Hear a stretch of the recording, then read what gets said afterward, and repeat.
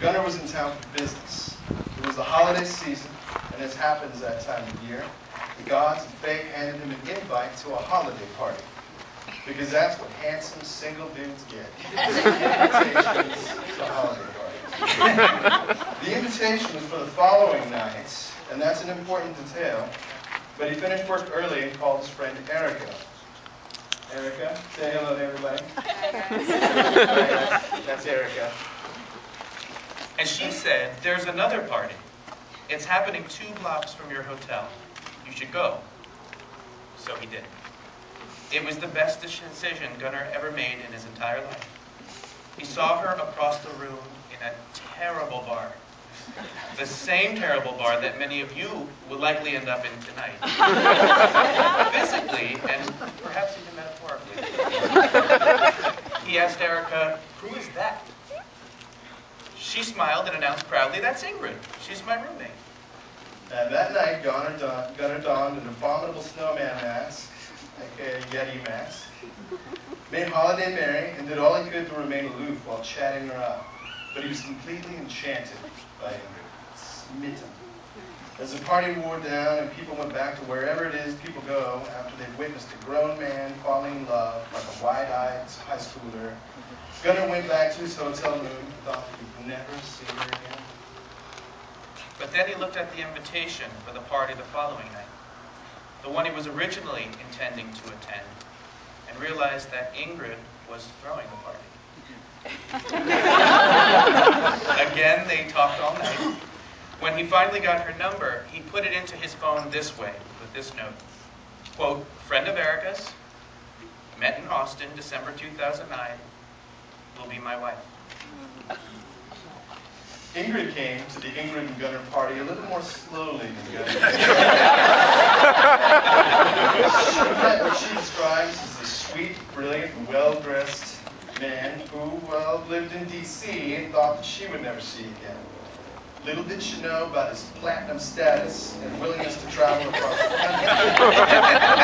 A lot. So she flew to Sweden for Christmas a short while after they met. Remember, it was a holiday party and all. And spent many nights standing in the snow on Stockholm's street corners talking to this relative stranger about everything and nothing.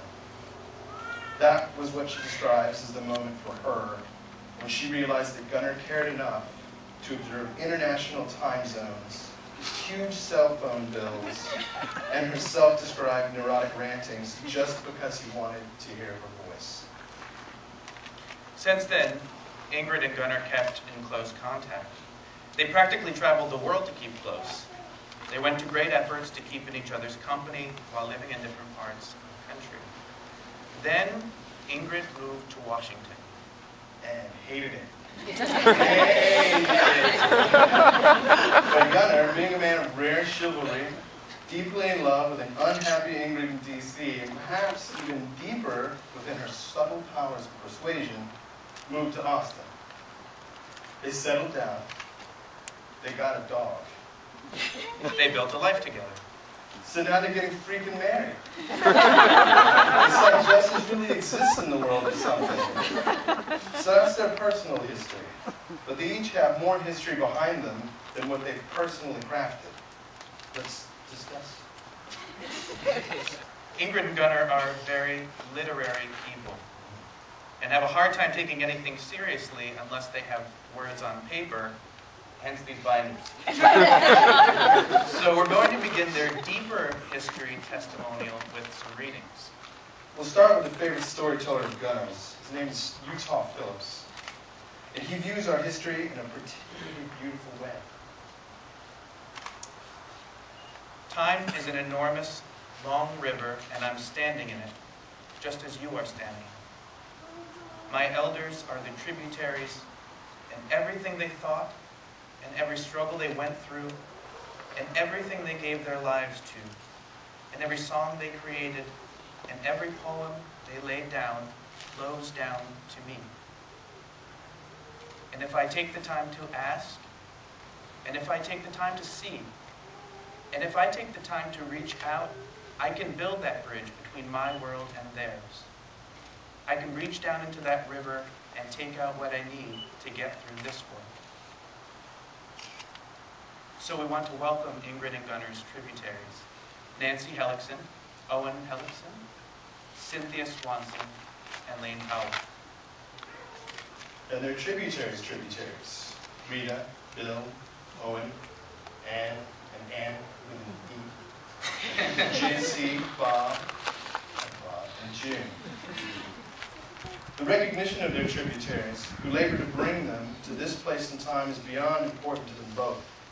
We proudly thank all their family for molding these two wonderful souls. And those wonderful tributaries have led them to the here and now, where it is that we need to talk about the present, what Gunner and Ingrid are building today. I don't know how closely you were listening to the lyrics of the processional, but it starts, "This my excavation, and today is Qumran."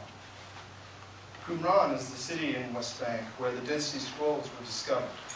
For Christianity, this was a profound opportunity for change. You could ignore these news stories and keep doing what you were doing, or you could acknowledge them and incorporate these scrolls into your spiritual life.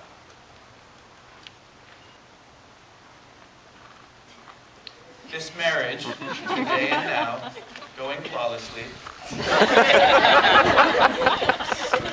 is a kind of Qumran for Ingrid and Gunner. This is the time and place for opportunity and change for each of them and the relationship that they cultivate together. Of course, they've already made this commitment to each other in prayer. We wouldn't be here otherwise. But today's special. Today's the day that they consecrate their relationship in front of all of you, the here and now. It's a testimony. They're testifying that they've made a sacred commitment to each other. And they are all testifying, you are all testifying too, that you have seen their love and you're there and will be there in Ingrid and Gunner's tributaries forever. You're here because this doesn't happen without you. And the importance of your part cannot be understated.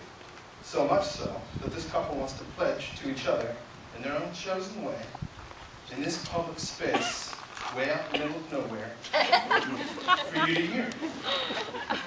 They've both chosen their most treasured literary passages, which speak from their core about how they feel toward one another. We'll start with Gunner, who begins with a passage from his favorite novel, Winter's Tale, by Mark Helton.